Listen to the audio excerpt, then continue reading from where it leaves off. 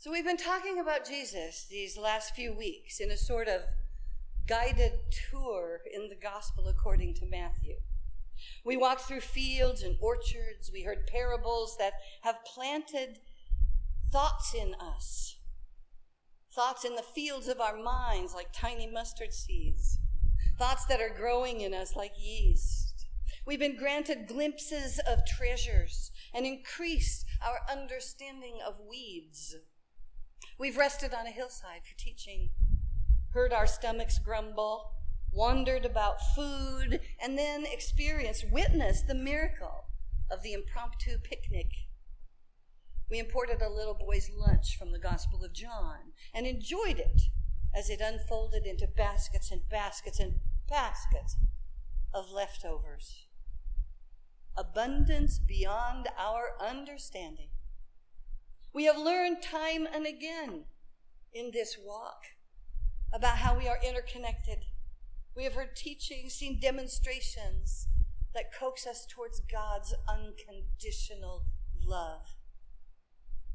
And here we are. Jesus is hurrying the disciples onto a boat, sending them across the lake, while he goes up the hill to get some solitary time. First, sending the crowds home all by himself. Now, that sounds like a minor miracle to me. Jesus packing up leftovers and shouting out, "Can anybody use a basket of bread bits?" No, really. Go already. You don't have to go home. You just can't stay here. And then that solitary time up on the hill.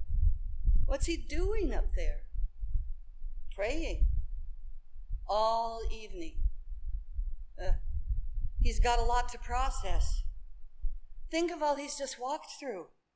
The hundreds of interactions, the flow of energy, the crowds, and the news of his cousin John having been executed in prison, right in the midst of that. Executed by a corrupt governor. And so much work left ahead. Lots to pray about. And a storm develops out on the lake, possibly echoing the storm within Jesus. The voice of God in the weather is a through line. Cloud, pillar of flame, voice in the thunder, God spoke out of the whirlwind. And the disciples in their little boat are caught in the middle of it, tossing in high waves, wind and water everywhere. Evidently serious wind and water, because a bunch of these guys are fishermen, professional boaters, and they're rowing straight into the wind and not getting much of anywhere. Interesting that these disciples Jesus just put in the boat are now in over their heads. Or at the very least, they're barely holding their own while he prays up on the hill all evening until the middle of the night, for hours, until he finally does what any of us would do, right? He gets up and walks down the hill and over the beach and onto the lake and just strolls right on out to the boat through the wind and the waves.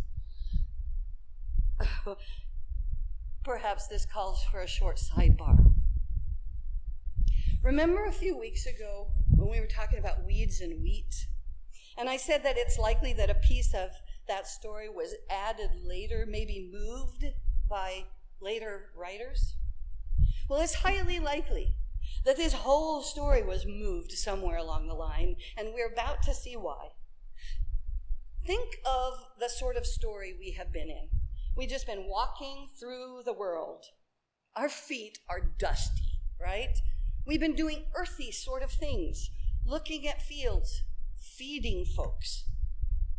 Now, think about other stories we know about Jesus, where he suddenly pops into a locked room full of sequestered disciples to show Thomas his hand. Or where he suddenly shows up on the beach and cooks a beach breakfast for the disciples. Or he's walking down a road and nobody recognizes him until he breaks bread and then he disappears. All of these stories happen after Jesus' resurrection. This story feels a lot like those. Because Jesus walks on the churning water through the storm, and the disciples think he's a ghost, the spirit of a dead person. And they start screaming. Painters often paint Jesus glowing in the midst of the darkness, luminous, or carrying his own sort of wind with him in a sort of cocoon within the storm. But once he tells the disciples, I am Jesus, I am, being a beautiful echo of God's name, Jesus becomes familiar to them. They calm down. They calm down enough to test him. And Peter gets so excited he jumps out of the boat. Good grief. Peter says, if you are who you say you are, and quite honestly, doesn't that echo the adversary who tempts Jesus in the desert? Except this is no desert. If you are who you say you are, call me. And Jesus says, come on then. So Peter steps out and goes a ways and then realizes that what he is doing is utterly impossible. And so he sinks until Jesus picks him up and sets him safe again. Not ready, Jesus says. Not yet. And he climbs in the boat. And the storm calms down as if something has been settled. And the disciples are in awe. They say, you really are the Son of God. And then they sail to shore, to Gennesaret, where tomorrow there will be more work to do, more healings, more teachings. Whether or not this storm is imported out of order, we simply go back to the day-to-day world, and we continue walking, being assured that in this moment that Jesus has got this. The Son of God is with us and for us, no matter the storms of life. Yes, glory be. And this is what has been on my mind for days. I have known this story for 50 years. I have found myself out in that boat.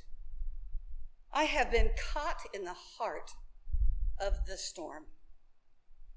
And I have visioned Jesus gliding across the waves, walking without even having to move his feet. And other times I have visioned him wading through the churning water, shielding his face from the wind. I have jumped out of the boat with Peter and sunk. I have challenged myself to try again.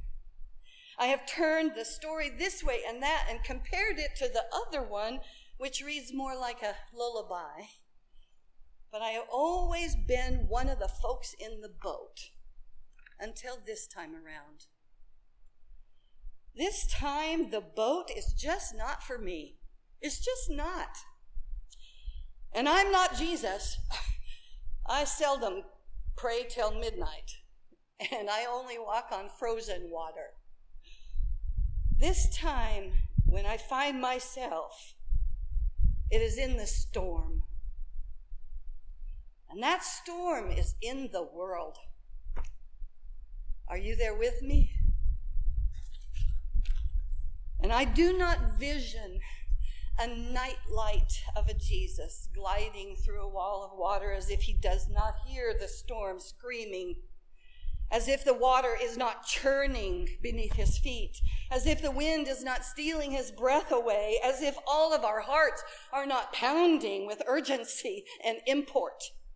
I need Jesus to feel the rain like needles when he walks, because we do. I need Jesus to see by the bolts and the flashes of lightning, and to jump when the thunder booms, because we do.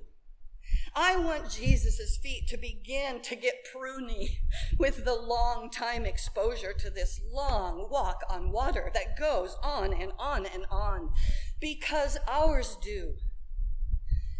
I do not seek an oblivious Jesus, but one who sees our storm, my storm, and walks straight into it and says, I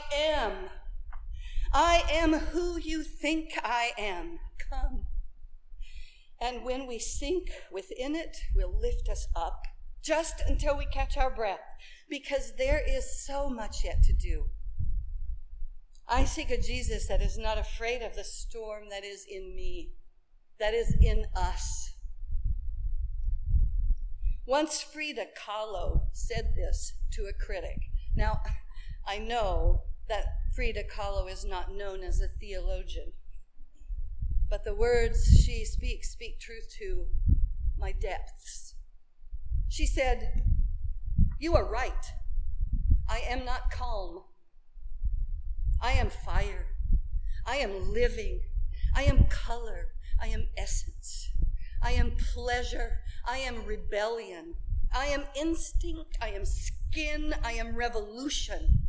I can be anything but calm." So today, my Frida Kahlo soul calls out to Jesus, "Come. Come and call us out. Bring your peace that passes understanding and make it the eye of the storm that is life, that is love, that is now, that holds eternity. Send us like your lightning to bring truth to light. Let us thunder for justice. Walk us through waves of confusion with robes of mercy. Walk through us toward the next horizon, that all may one day know the promised land. Be with us, God of the storm. Amen.